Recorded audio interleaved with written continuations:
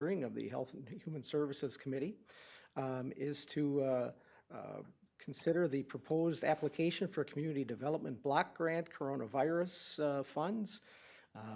And this is an open meeting, and it's for a public hearing to discuss the program and also have citizen input regarding the proposed and other CDBG activities. So Lance, would you like to prep this a little bit and where we're at? Sure. I don't know, I see Vicky is on. I don't know, Vicky, you or I want to take this and essentially read minutes. I will be happy to do that, Lance. Okay, so just All right. real quickly, I'll go and then I'll kick it to Vicky. Well, the purpose of this hearing, this may seem a little bit like deja vu. It is. We've had this conversation before. The purpose, as the chair alluded to, is really to allow for public input relative to our coronavirus dollar application through the Community Development Block Grant Program. And Vicky's going to essentially provide the same information that was provided at each of the two prior hearings. The purpose, again, is to make sure that we have alleviated any and all concerns relative to the public notice that is provided, and specifically the publication of that notice in the newspaper. So we appreciate your indulgence in moving forward, and we should be able to wrap this up very quickly. But again, all the information you're going to hear today is information that you have heard previously, first in February, specifically February 3rd, then also March 31st. So with that, Vicky, I'll turn it over to you and you can wrap up with the positive news at the end. Oh, okay. I was going to start with the positive news, but I will hold that. So what we want to share is the high-level overview of our application for the funding that is specifically related to the coronavirus pandemic and really remediation of that in two areas.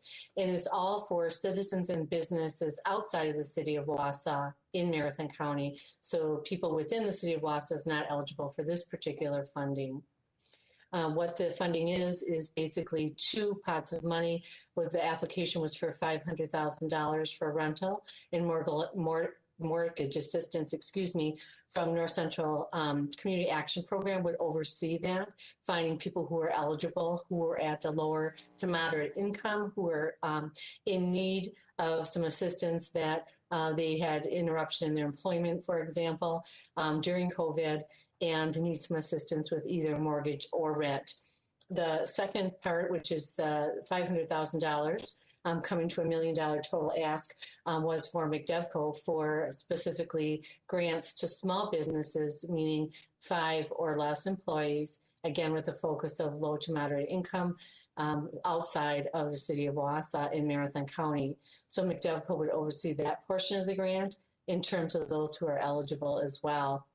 The only other piece that I want to highlight is we were asked if there would be any issues that would be in effect for citizens of Marathon County, for example, any displacement of citizens based on this grant. And of course, the answer is no. We would actually be assisting people to hopefully not be displaced from their place of residence and or their business. And so we had to submit a remediation plan. But what we want to share with that is that we are certainly not anticipating that anyone would be displaced due to this effort.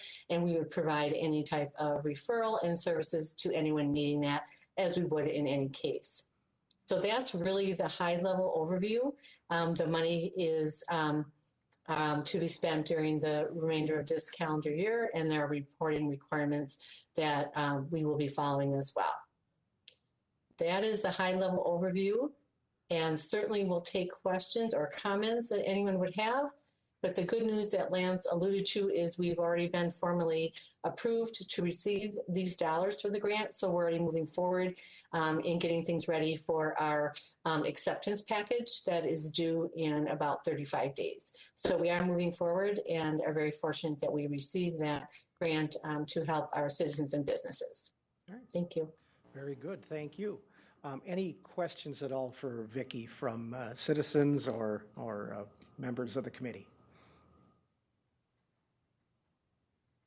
It is open for public input, but seeing no other comments, Lance, do you have anything else to add? Just wrap up very quickly, like Vicky alluded to, we're talking about $1 million, but in addition to the 500,000 for each of the areas that she referenced, we also do have, and I think it's important to note, 100,000 of our request was for administrative costs, so that, again, all those dollars that Vicky referenced are going into the hands of people within Marathon County. And just to ensure there are robust minutes, the minutes from the previous hearings, I would just indicate they're incorporated into this meeting for reference, so individuals in the public are able to reference the meeting minutes from March 31st, as well as February, I believe that was February 3rd, to learn more about the program and the specific need within our community regarding each of the two aspects of the program from which we made application.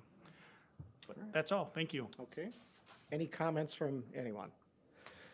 Then I would declare the hearing adjourned, and we'll be reconvening at 4 o'clock with the Health and Human Services meeting. Thank you. Thanks, Vicki. Thank you.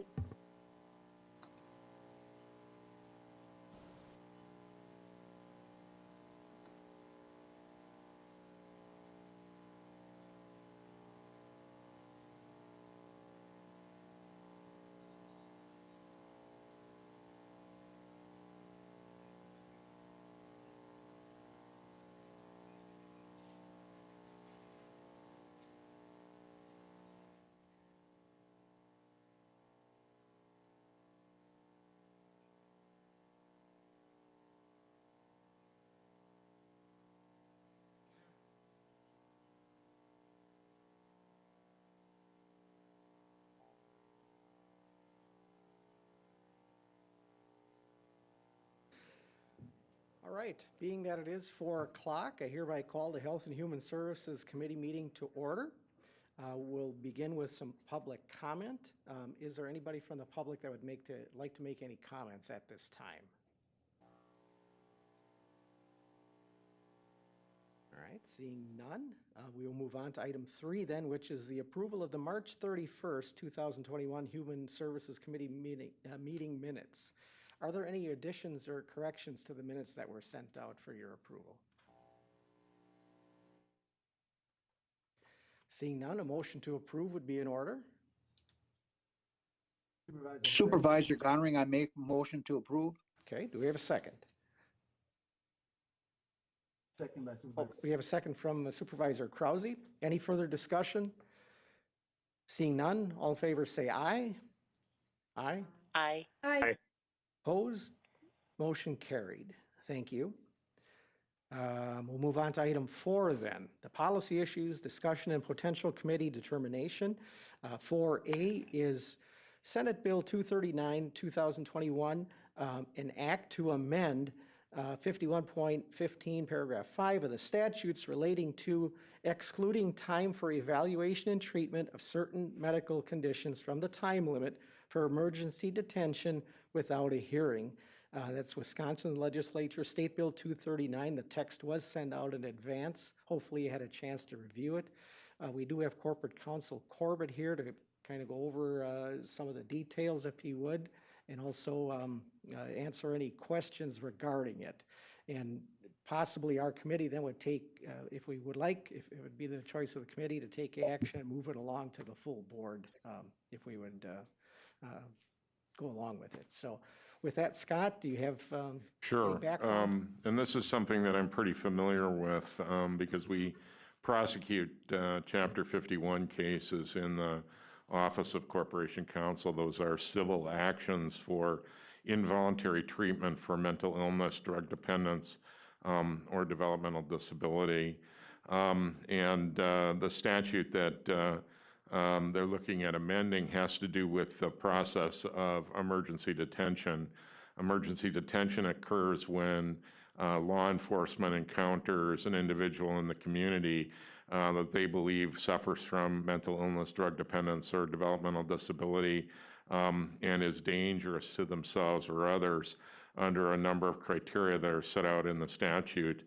Under the law, then they are empowered to transport an individual to North Central Healthcare or to a treatment facility in Lincoln, Langland, and Marathon County. It's the North Central Healthcare facility or a facility designated by them to receive that individual.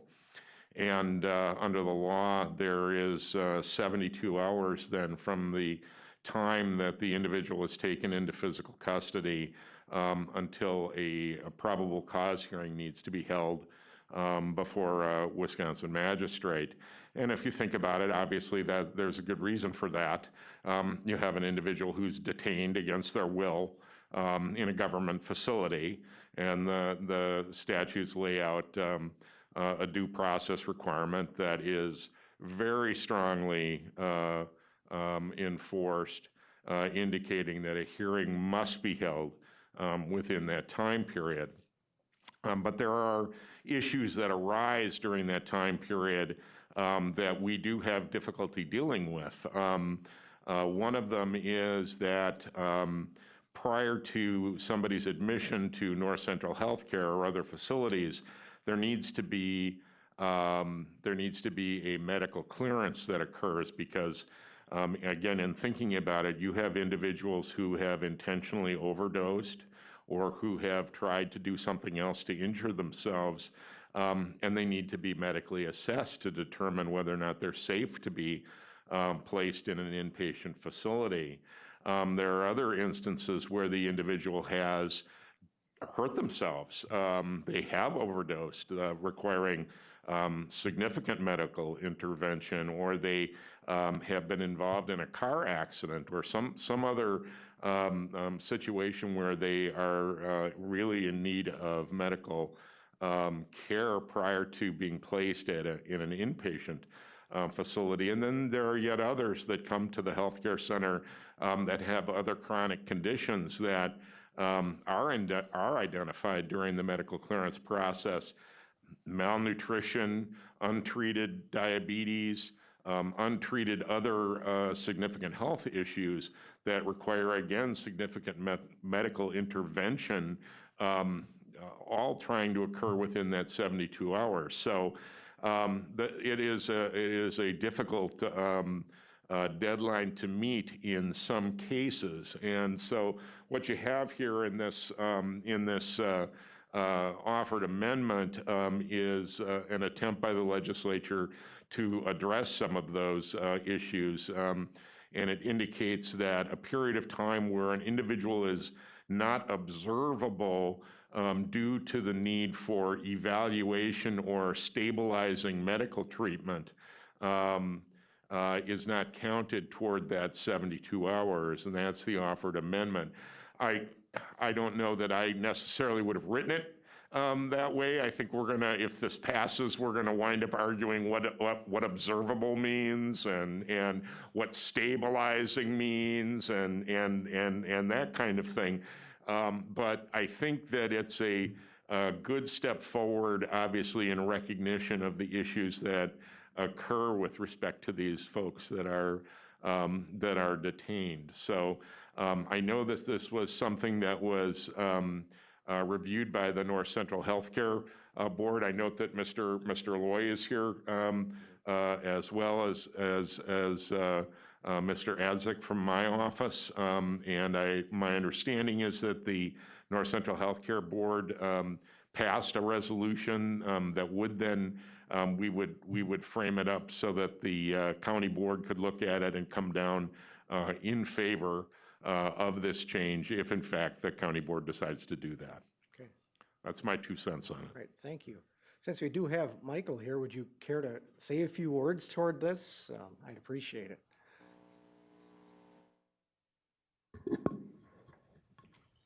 All right, I think I got that functioning. I just came down here because it's been so long since I've been in the building, so I just had to get in the building. I think the reason I stopped in today is, Scott did a bang-up job of covering the parameters of this, and Dan's done a great job advising us and our North Central Healthcare Board. I just want to reiterate our support of this from a clinical perspective. There's two elements to each of these cases. There's the legal element and there's the clinical element. And both are better met through this legislation, and I think it's going to improve the overall system. So I just wanted to offer our support and see if there were questions that I might be able to answer that Scott can't, but I can't imagine what that would be. Appreciate that. Before we go forward, we do have two call-in users that have not been identified. The first four numbers on is 7156. The last two digits are 40. Could you identify yourself, please, for the record? Peter Weinshank, Record Review Newspaper. Okay, thanks, Pete. And also then 7156 with the last two digits 60. If you could identify yourself, please. It could be myself, Kelly Gaber. I have 10 lines. I'm not sure what one it is. Okay. Yep, it's got to be you. Okay, thanks, Kelly. All right. Thank you. Yep, thank you. Okay, so discussion, committee members, any thoughts on this? Supervisor Krause, go ahead. I guess I'd like a couple of things clarified because I'm just wondering if there's duplication or, how this is handled. But I thought that there was a police team with a social worker called CART that would intervene in cases where there is some mental illness, drugs, alcohol, suicidal tendencies, and so on. So I'm wondering, how does that play into this situation? Does it depend upon who they call, if they call North Central Healthcare, or if they call the police and they get CART, or, how do you determine which service or public service is being called or attends to this? Okay. Scott, would you like to address that? Sure. CART is great. CART is a great development that's taken place over the last few years. And what they do is they do work with law enforcement, and one of their primary goals is to try to defer.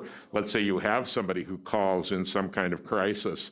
They try to respond together, and they try to defer having to do an emergency detention at all if they can work with the individual, find out what's happening, obtain some other kind of safety plan that doesn't involve an involuntary detention.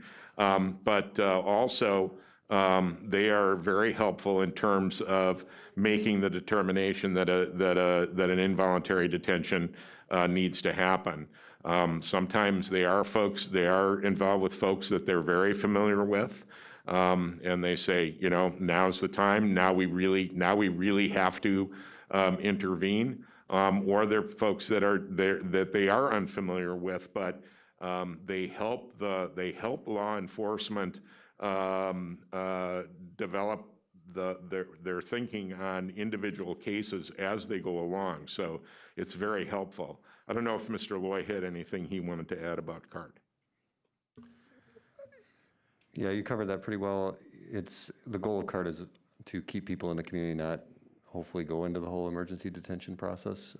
And I think if I boil this down and give you a really clear example of what this would help with is, let's say somebody tried to take their life and they were taken to the hospital and they were hospitalized for the injuries, and that lapsed 5 days. At that point, you would have passed the 72 hours and you'd have to initiate the emergency detention process again under current law.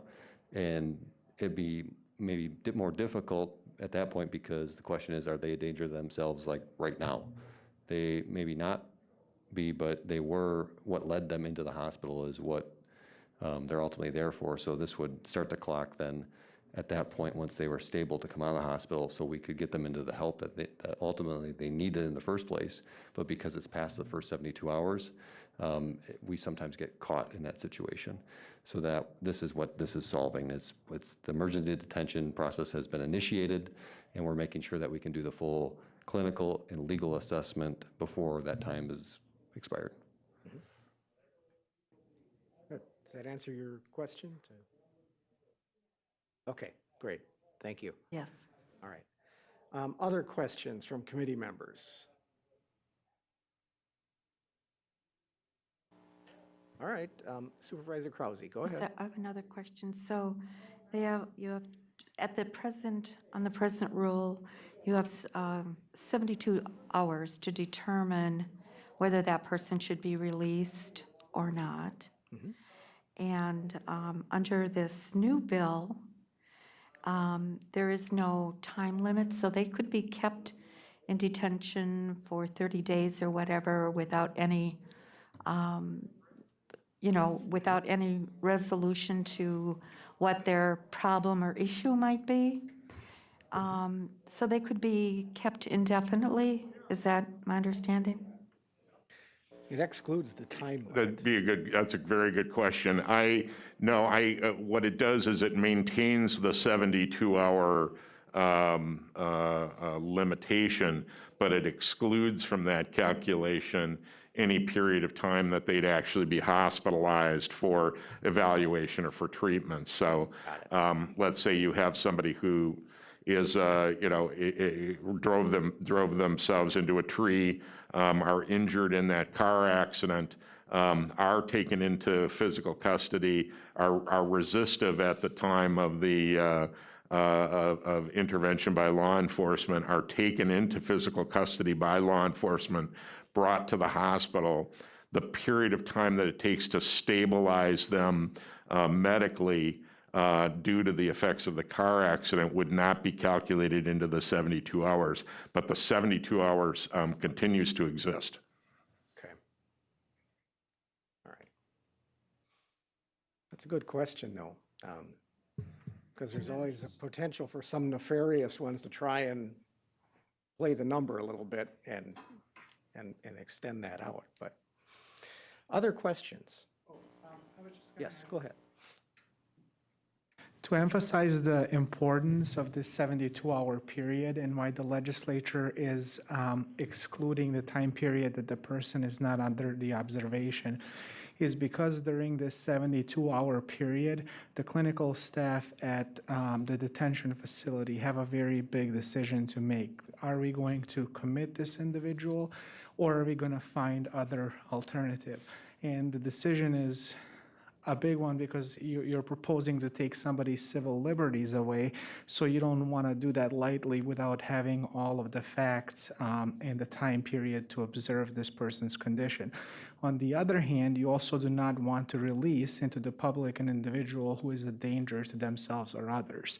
And so that's why this 72-hour time period is crucial for all of the psychiatrists who are evaluating this individual, because the decision that they're making is, could we possibly release a dangerous person to the public, or in the alternative, are we keeping somebody that shouldn't be here? So the more time they have to evaluate, the less risk there is that they're going to make the wrong decision.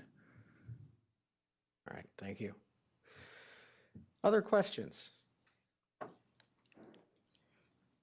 Oh, you do one more. Go ahead. In the instance of drugs, I'm assuming that they're using drugs and have overdosed or, are near death or whatever, so they're basically harming themselves, but it's also a criminal act.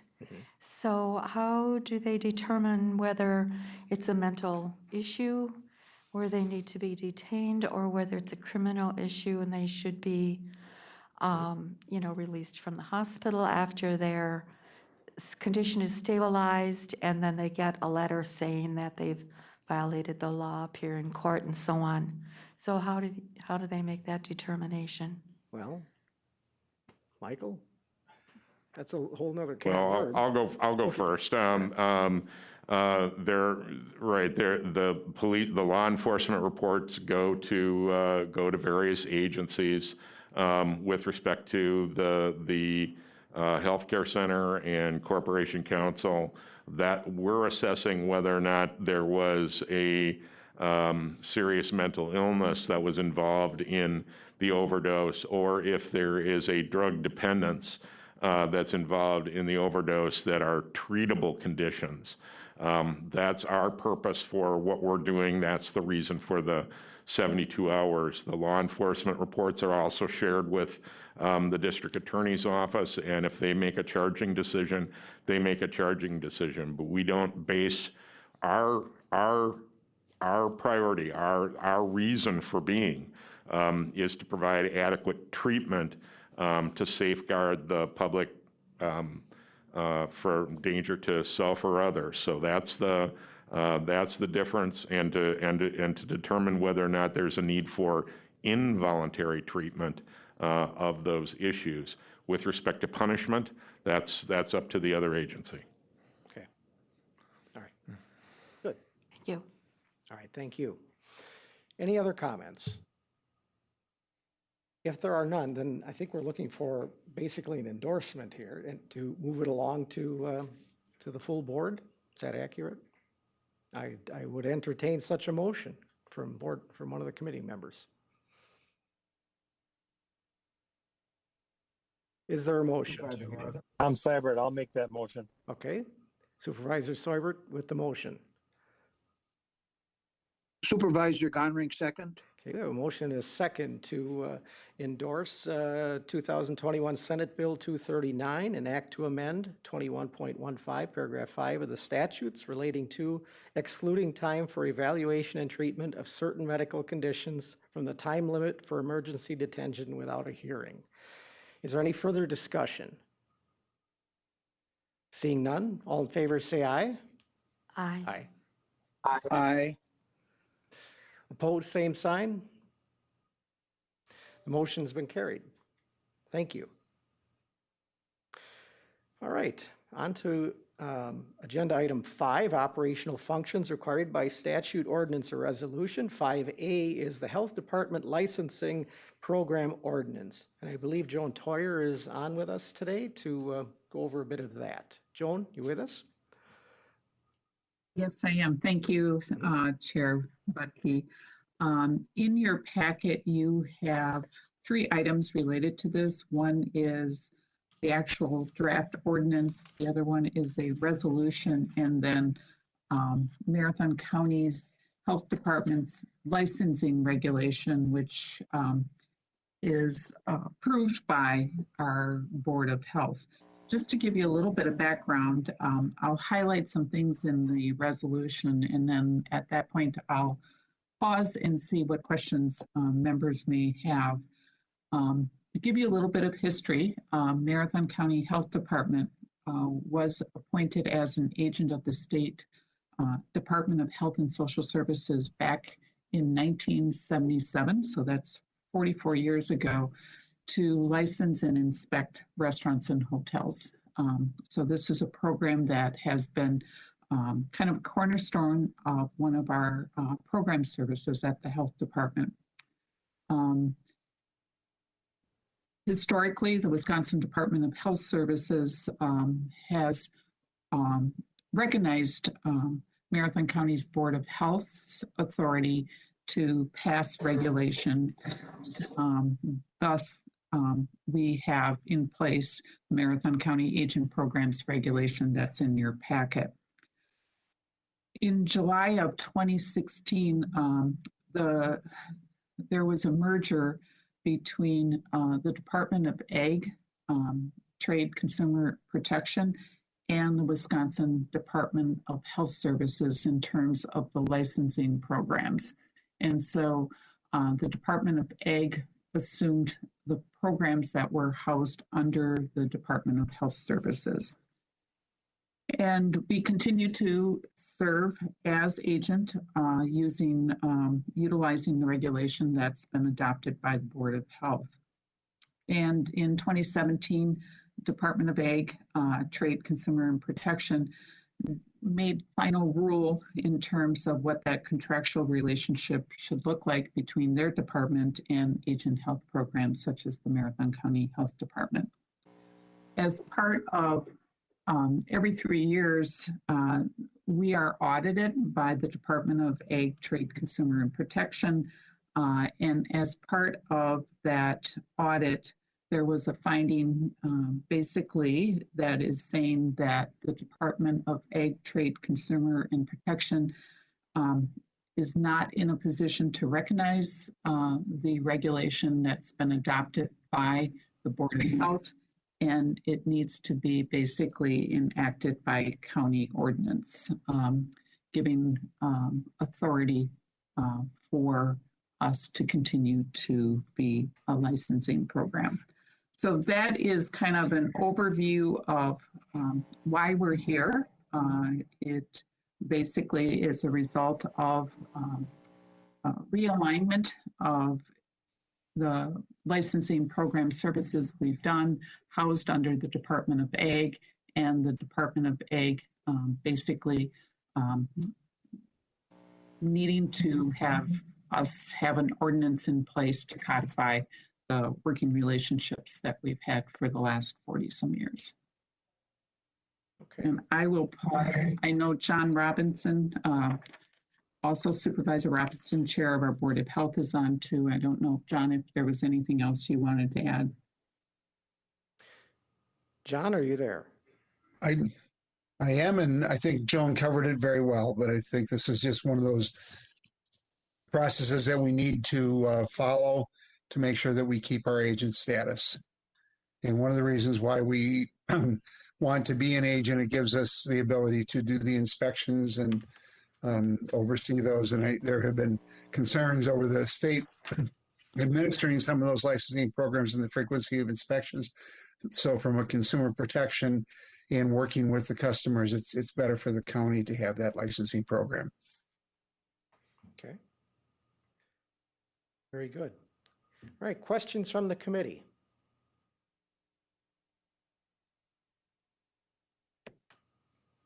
I just had one as I read through this on page 2 where it says, be it further resolved that a copy of the insert name of ordinance. Does this ordinance have a specific name to insert in it, or do we just say the ordinance be submitted?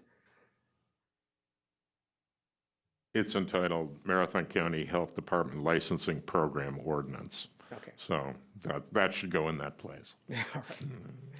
Yeah. All right. Any input from the committee? All right. Because I have a question, Tom Saber here. Oh, go ahead, Tom. Yes. Is that licensing, I mean, what is the income Marathon County derives from that? Is it self-funded? Does the county kick in a chunk, or? Yeah, Supervisor Siebert, I can answer that. I don't have the details in front of you, so I'll just answer generally.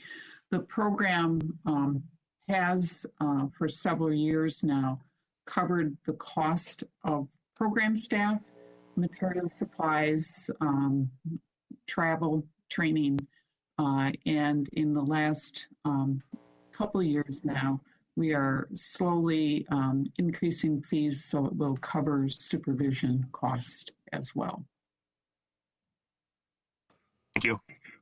You're welcome. Okay. Any other questions? I think a motion would be in order to approve at this level the ordinance that would create Section 11.03 of the General Code, authorizing the Marathon County Health Department to serve as an agent for the Wisconsin Department of Agriculture, Trade, and Consumer Protection for the purpose of enforcing public health regulations related to retail food, vending, lodging, and recreational establishments, and permitting the Marathon County Board of Health to adopt regulations for the governance of the Marathon County Health Department in the role of agent for the state of Wisconsin. Okay, Supervisor Krause. I move to make a motion. Okay, we have a motion. Is there a second? Supervisor Conring, I second it. Okay, Supervisor Gonnering with the second. Any further discussion? Seeing none, all in favor say aye. Aye. Aye. Aye. Okay, opposed? Motion carried. Very good, thank you. All right, on to item 6 then, educational presentations and committee discussion. 6A is the 2021 County Health Rankings, once again with Joan Toyer. Thank you. Much to celebrate. Marathon County continues to be one of the healthiest counties in Wisconsin. on an annual basis for over the last decade now. The county health rankings comes out in March, and every March, I always kind of wait with bated breath in terms of how are we doing, and basically stacking up against other counties. This year, proud to say that we are in the top quarter percentile for both in terms of outcomes, which has to do with how long people live, as well as health factors, which has to do with how well people are living while they're alive. So our rankings this year was for outcomes is, I'm going to find it quickly, sorry here, was 14, I believe, and in terms of health factors, it was 17. So we are truly doing well. And I inverted that. For health outcomes, it's 17. For health factors, it's 14 out of 72 counties. So why do we care, and why do we pay attention to this? I think one of the things the model does is it really reinforces that, you know, how long people live and how well people live goes beyond access to health care. If I was out on the street asking the average person, you know, what influences how long somebody lives, a lot of times people will say things like access to health care. And while that's important and contributes to 20% of our overall well-being, there are other factors that we know that greatly influence it. Things like health behaviors, as well as our physical environment and social and economic factors. And many times when I ask the question, what is the biggest influence, people are surprised to hear that social and economic factors make up 40% in terms of the impact of how long people will live, as well as how healthy they will live. The report card, like any other report card, kind of gives you individual information, but more importantly, taking a look overall, kind of a picture of what is happening here in Marathon County. And this year, for the first time, they actually highlighted for us areas where we're doing well and areas that we want to pay more close attention to. So the model looks at things like health behaviors. And so the areas that we're doing well in is physical, being physically active. Also in terms of having lower percentile of people impacted by alcohol and driving deaths. And we continue to do well in terms of teen births. Under health behaviors, areas that we need to pay attention to is adult smoking, adult obesity, and then excessive drinking. In terms of clinical care, we are doing well in terms of the percentage of our population that's underinsured, having that be smaller than many other communities, having primary care physicians in terms of things like flu vaccinations, as well as mammography screening. When we look at social and economic areas that we are doing well on and can be proud of is our high school completion, college, children in poverty, in terms of having a low percentage, income inequality, which means what is the difference between the richest people in your community compared to the poorest. And what it's basically saying is that we don't have these huge differences in terms of overall income. And then also doing well in terms of injury deaths. The other reason why I think this report is really helpful, and it's always, I think, important to shine a light on it on an annual basis, is it really supports the county's strategic plan priorities.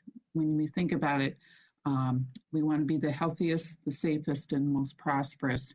And this report really reinforces the fact that we can't be the healthiest county in the state or in the nation if we don't have communities that are safe and if we don't have communities that are prosperous.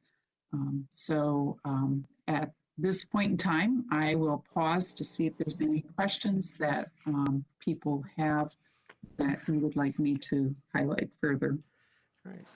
Thank you, Joan. First thing I thought of is, what's the trend? I mean, those sound like pretty good numbers, but are they better than where we were? Are we trending in the right direction? Well, that's an interesting question. Part of the challenge with the health rankings is you're ranked against your peer counties, well, counties in Wisconsin. So if another county is doing better, you may lose your rank. I would say overall, we continue to either be in the top quarter or the top third for the last decade. So that, I think, is good news. We're as other counties are getting healthier, we are also getting healthier. All right. Questions for Joan? Yes, Supervisor Krause. Yes, thank you. Joan, was this from 2019 before COVID? Because it seems like children in poverty and just poverty took a real nosedive during the COVID crisis. I was wondering, was this compiled before COVID? It's a great question, Supervisor Krause. The data is not from 2021, and I just realized, and I apologize, the title here should say 2021 County Health Rankings, not 2019.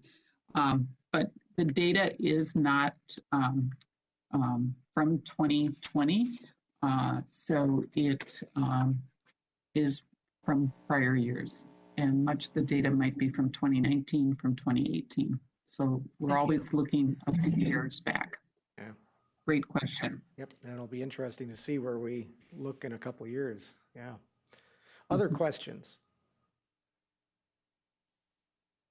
All right. Thank you, Joan.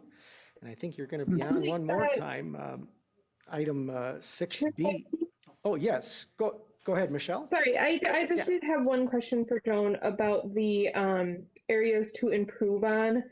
Mm-hmm. Are those a surprise? I think I know the answer to this, but are those usually the areas we need to improve on, or are we surprised to see those areas highlighted?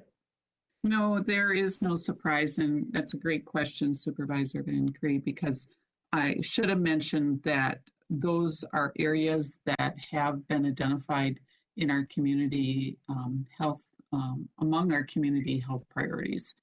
So in terms of healthy weight, as well as misuse of alcohol, and then and part of that also is other drugs, including tobacco smoke. So those are no surprises. Those have been kind of for several years now, been areas that are challenging. All right, other questions?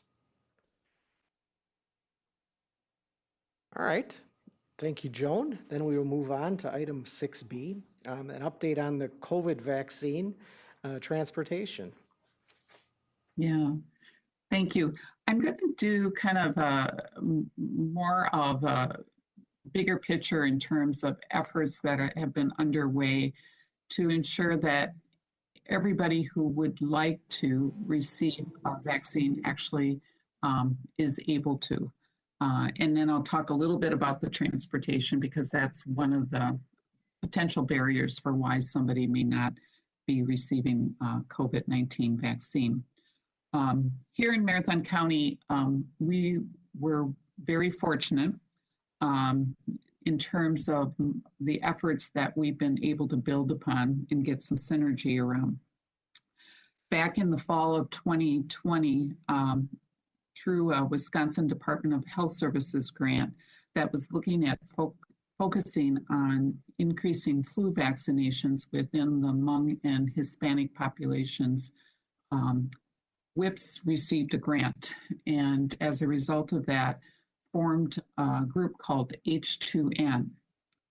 And that group has been very active in terms of securing cultural liaisons, and it is actually a partnership that is through WIPS with representatives from our Hmong American Center, Aspirus, Marshfield Clinic Health Services, Bridge Community Health Clinic, United Way, the Free Clinic, Aging Disability Resource Center, as well as the Hmong Wisconsin Chamber of Commerce and others, including the Health Department.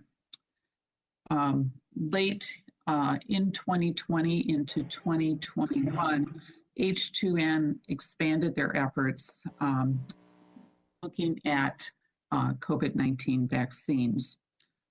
They also, as a group, applied for Department of Health Services grant. Grants were being awarded to communities across Wisconsin for the purpose of doing outreach. And so WIPS with the American Hmong Center, or the Hmong American Center, wrote and secured a grant to expand their efforts around COVID-19 vaccines. At the same time, the Aging Disability Resource Center received grant funds from the Department of Health Services to look at doing outreach within the population they serve. And then we were also fortunate that Bridge Community Health Clinic, which is a federally qualified health center, also received grant resources to do outreach. So as a result of the infusion of dollars here, we have been able to build a strong network of cultural liaisons to serve and link back to the Hmong community as well as the Hispanic community. And they are now looking at expanding into the African American community as well as our adults 60 and older and those who are disabled, and also parts of our rural community. So I'm just looking here. So part of the aim here is one of the things we know that's really important, why people don't present to healthcare, can be for a variety of reasons. It can be due to mistrust of healthcare systems. It can be due to language, things like transportation, health literacy, and having technology. There is this assumption that everybody has internet access, everybody has necessary iPads and computers, iPhones, that they can connect to that. So these funds are really supporting the hiring of cultural liaisons. And when I say cultural liaisons, they really are individuals from within their communities that are seen as trusted messengers. And what happens on a weekly basis, they sit around a table and they share what their perspectives of what the barriers are, what the limitations are, to the partners, and the partners share back what strategies in terms of what would work to close those gaps. So the other, I think, really important point too is that H2N has not only served a critical role in addressing the disparities regarding access to vaccinations, but we are really seeing them as being a significant asset post-COVID in assisting us in addressing other health disparity issues we know impacting populations within Marathon County. So I just want to give you a highlight of some of the things that have been made possible as a result of our partnerships that are occurring through H2N. So Marathon County Health Department here, we held clinics in the month of March and part of April that was really focused on folks who at that time were 65 and older, who were eligible, who we knew were not presenting at healthcare systems for a variety of reasons. And we worked closely with the with ADRC as well as the Hmong American Center to have them identify individuals, assist with transportation so they could come and become vaccinated. We are currently in the process now of setting up clinics in the Abbotsford area. We held one last week. And again, working closely with our cultural liaisons from H2N to identify individuals who are reluctant, need more information, and addressing other barriers that can include language as well as just health literacy. We are also reaching out to our jail population. We provided a clinic there several weeks ago and providing another one this week. We've reaching out to our homeless population through the Open Door as well as the Salvation Army. And then as a result of efforts through H2N, the Department of Health Services with the National Guard now is piloting doing some on-site clinics with 2 area farms who have a significant proportion of their workers who are Hispanic or Southeast Asian.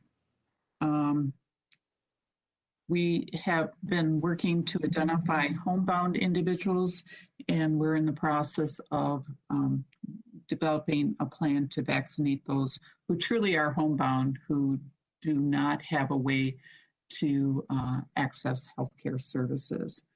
And then the other thing that is happening, Aging, Disability and Resource Center is working with individuals 60 and older, as well as adults who self-identify as having a disability in terms of any transportation issues they have in accessing a vaccine. And then Bridge Community Health Clinic is addressing transportation issues for others who are not in that age group or that population. And then the last thing I'll just highlight is, as a result of H2N, we have, in terms of the NTC, Northern Regional Vaccination Center, we have been able to have them promote having the site be a comfortable place, a welcoming place for people to present. We have, in addition to them providing interpreting services through iPads, Tuesday through Saturday. On Saturdays, as a health department, we now have, using SWITS, our contracted vendor, interpreting services, a person from who speaks Spanish, a person who speaks Hmong every Saturday at the clinic. And when we look at the data, it's impressive because I look at the percentage of individuals who are from those various communities, and that percentage is met or exceeded in terms of the number of people who present. And I'll just give you one figure because it just speaks to the impact that outreach workers can have. For example, out of the number of people total from all the clinics held to date for the Asian or Pacific Islander, they make up about 6.2% of our population, and 15% of people who presented at this clinic are from that population. So it just, again, reinforces that if you listen to what those barriers are and put in place things to break them down, people will present for services. And lastly, we are now furthering efforts, H2N is furthering efforts in terms of what additional supports are going to be needed in our more rural parts of the county. So with that, I will stop and have field questions that people have or comments. All right, thank you, Joan. I can personally vouch for that NTC site. I thought they did a fabulous job. I was there twice in the month of April, and they did a very fine job. But I was also really pleased at the outreach in the rural community. I believe it was the Fisher-Clark Dairy. They had a site set up for COVID vaccine, and that is an area, you know, especially with the dairy workers, the outreach to them is important. So appreciate that. Any input or questions from the committee? Yes, this is Supervisor Harris. Go ahead, Will. Joan, I just had a couple of questions in terms of, because I know at one point, I believe people were having problems getting out to the VA clinic. So I want to find out, has that been resolved in terms of it getting veterans out there? And also, are there going to be any mobile clinics around or anywhere? And, and then lastly, are there any plans for any particular bus routes on a day from, you know, other areas out to vaccination clinics? No. Okay, I'll address your questions in the order they came, Supervisor Harris. So the first one with the VA clinic, I was not aware, but I may not be aware. So what I can do is have Laura Scadori, who's coordinating our vaccine efforts, to just reach out and see if she has heard of anything. I think too, for her to connect with Jill from our VA office, because I would think Jill would be probably aware of any concerns that there may be. So I'll follow up on that because I have not heard. In terms of mobile clinics, the challenge with mobile clinics is the COVID-19 vaccine is not like the flu clinic, is not like the flu vaccine. And I know that when we first started in planning our efforts here, a lot of people were surprised that we just weren't showing up wherever the need was in giving vaccines. And the difference is flu vaccines usually arrive single dose vials, and our COVID-19 vaccine are multiple vials. And so once you open them, you have to use them. And the COVID-19 vaccine, particularly in the first 3 to 4 months, was very precious, and we were all reinforced, don't waste a dose. So if you have a 10-dose vial, you need to assure you have 10 people. The other challenge too was with mobile clinics is transporting the actual vaccine. There's temperature guidelines you have to follow. It can be only so many hours within those temperature, and so it is requires a lot of resources and the potential for vaccine wastage. So in Marathon County, we really have looked at assuring that there are vaccine options in every community. I'm pleased to say that our healthcare systems are now at the point where they are having COVID-19 vaccines available in all their outlining areas. Pharmacies throughout our county are providing COVID-19 vaccines, as well as then the clinic at NTC. So there are a lot of options for people. And the other advantage of having people having choices, one is we don't want people to feel pressured to get a vaccine. We want people to be informed and be confident in their decision. And having mobile clinics sometimes, whether that's at a school or a business, kind of puts pressure on people that, you know, why aren't you getting a vaccine? The other advantage in giving people choice is they have choice of hours, they have choice of locations, and they can go as couples, as families to sites. So that's the kind of the overview of why not mobile clinics at this point in time.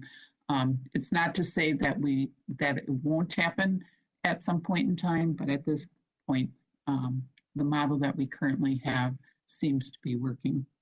And then in terms of bus routes, one of the reasons why NTC was selected as the regional site was the fact that it is on bus route system. So that is another option then for people in terms of being able to access that who are on a bus system. Thank you. I do have one other follow-up question. I'm sorry. Go ahead. That's okay.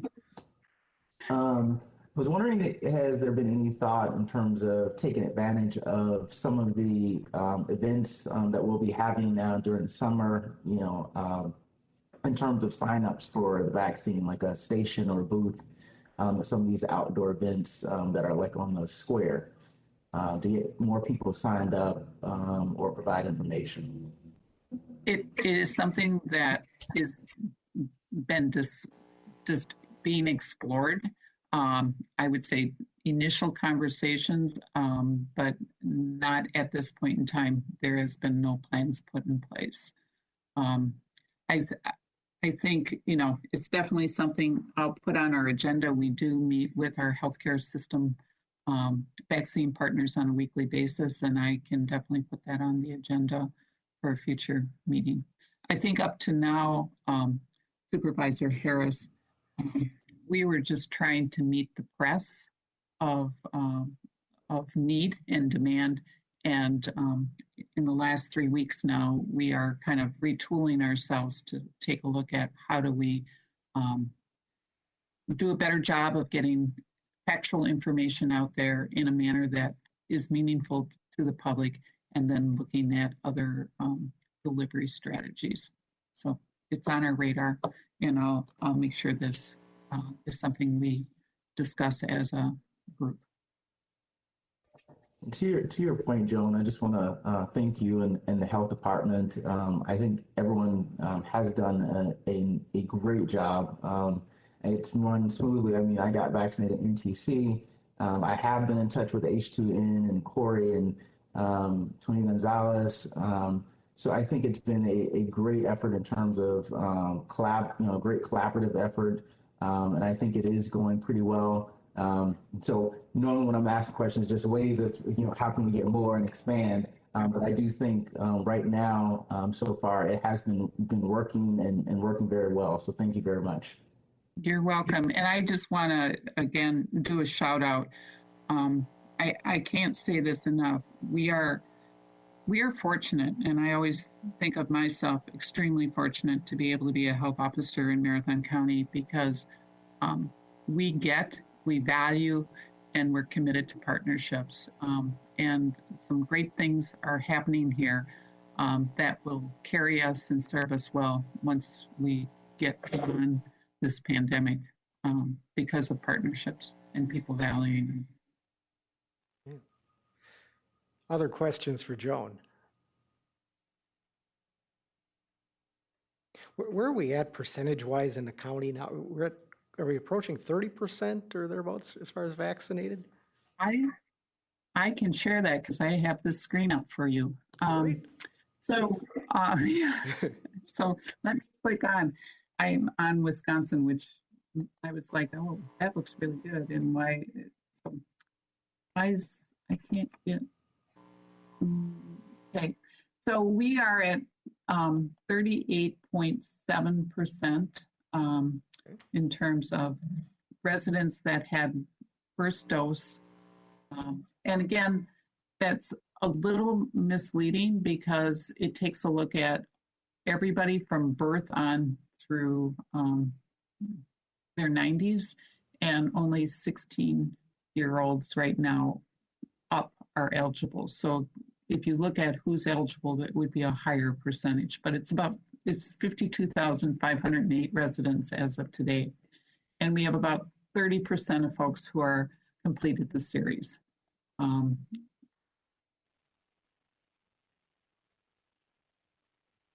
just the other thing I think is worth noting, the dashboard actually takes a look at age, it looks at ethnicity, and it also looks at race.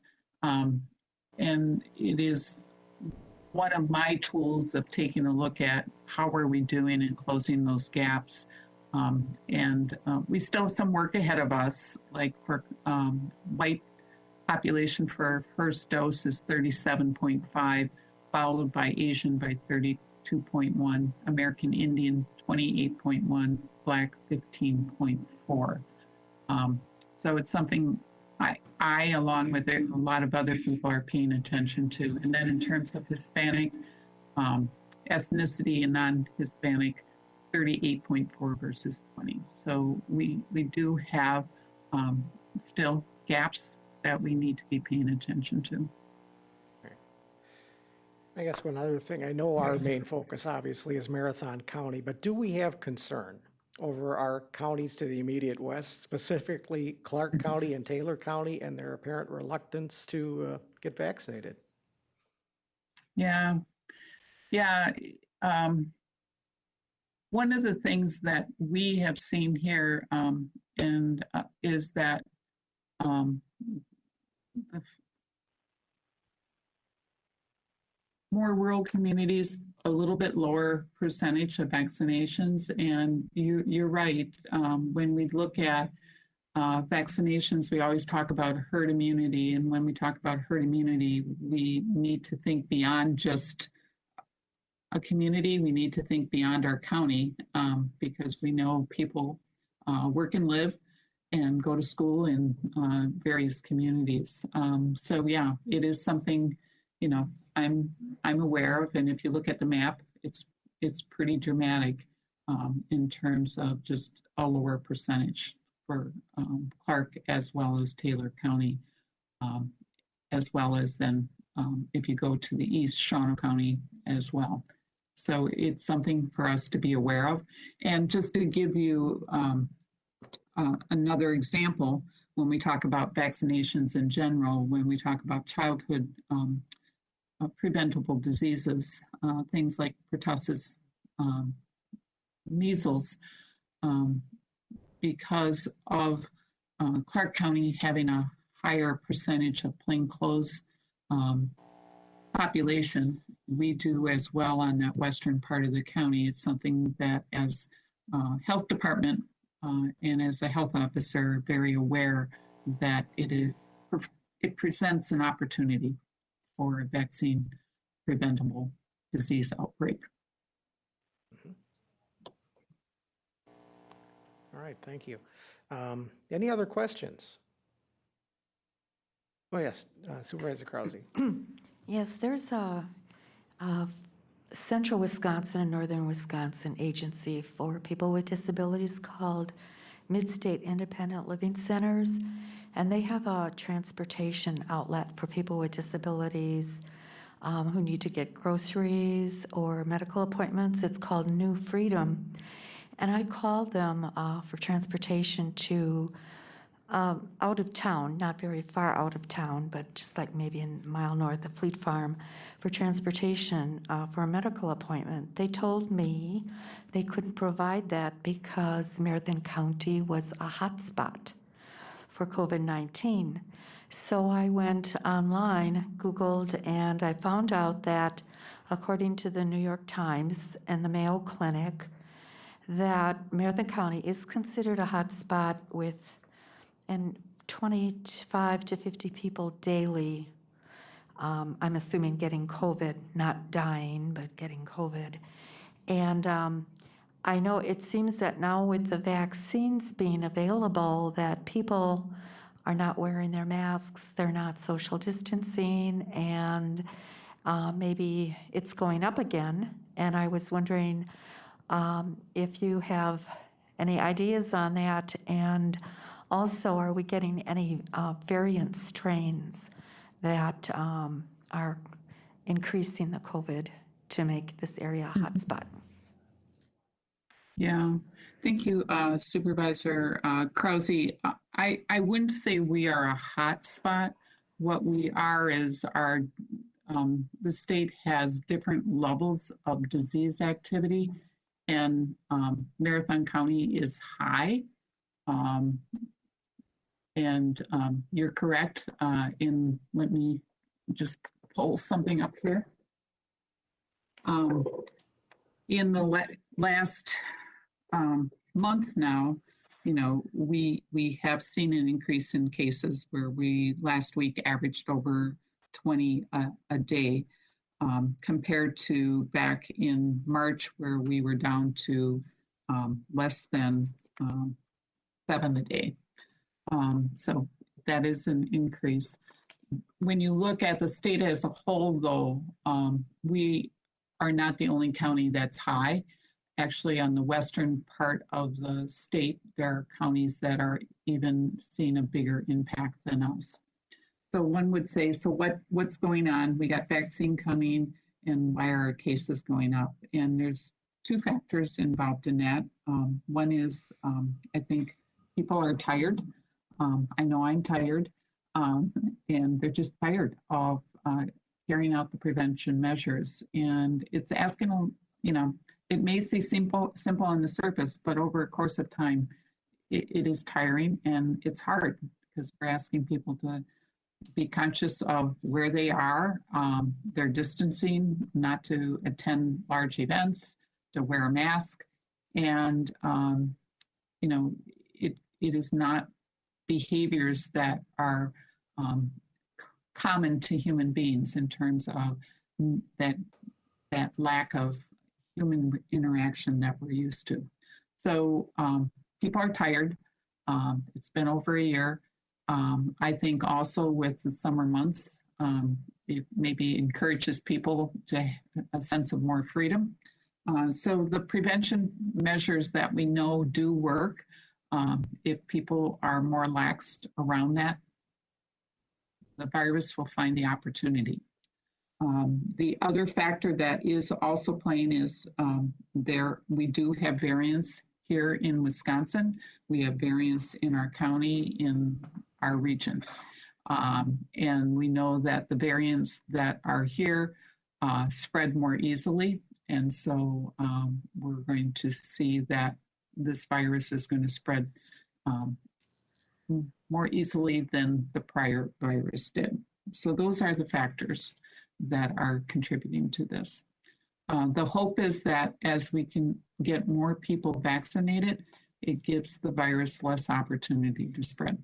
So that's what we really are, our goal is, if we can get the vast majority of people vaccinated, the virus will have very little opportunity then to spread from person to person. Thank you. Yep. All right, thank you. Any other questions? All right. Thank you, Joan, for your time today. Appreciate the reports and everything. So very good. We'll move on then. Item 7, next meeting time, location, announcements, and agenda items. Item A is committee members are asked to bring ideas for future discussion. If you'd like to share those at this time, that's great. Otherwise, if you have any ideas, feel free to email, and we'll certainly give it consideration going forward. So with that, the next meeting is scheduled for June 2nd, 2021 at 4 o'clock. I have one other. Yep, Lance has one more thing. Just as an announcement for those of you that tuned into the executive committee meeting, the most recent executive committee meeting and the HR Finance and Property Committee meeting, just a reminder that standing committee meetings moving forward will be recorded by Wausau Access Media, and they will be posted in the same form and fashion as county board meetings. So this is the first meeting that will be recorded. So if you want to review the discussion that was had, you can do that using the online form available through Wausau Access Media. Very good, thank you. All right, anything else for the good of the order? And seeing none, I hereby declare the meeting adjourned, and thank you, and we'll see you soon.